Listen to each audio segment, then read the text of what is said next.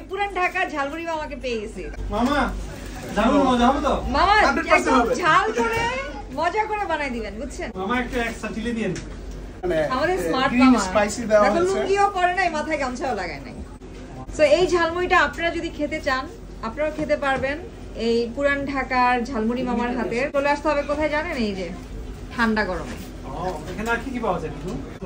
Butter বন পাওয়া যায়, কারাক চা থেকে শুরু করে স্পাইসি টি, কি বলে তেঁতুলের চা পাওয়া যায় এখানে। এটা ঘুগনি না? ও ভেলপুরি পাওয়া যায়, যেটা লন্ডনে আর কোথাও আমি দেখি নাই এখনো। হ্যাঁ ভেলপুরি পাওয়া যায়। আছে যেখানে গল্প সেখানে ঠান্ডা গরম।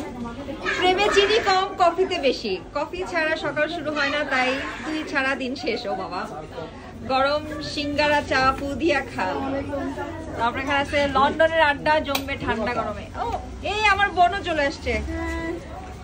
এই যে আপা পুরান ঢাকার ঝালমুড়ি রেডি হচ্ছে। সবাই চলে আসবেন, এখানে কিন্তু অনেক মজার খাবার হবে।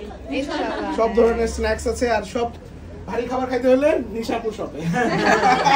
তো এইটা হচ্ছে গিয়ে সেই বিখ্যাত মুড়ির ঠোঙ্গা।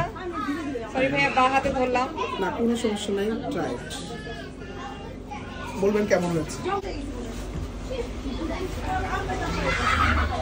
এটা খুব ইউনিক ঝালমুড়ি, খুবই মজা। প্লিজ এটা হচ্ছে মুড়ি ভর্তা।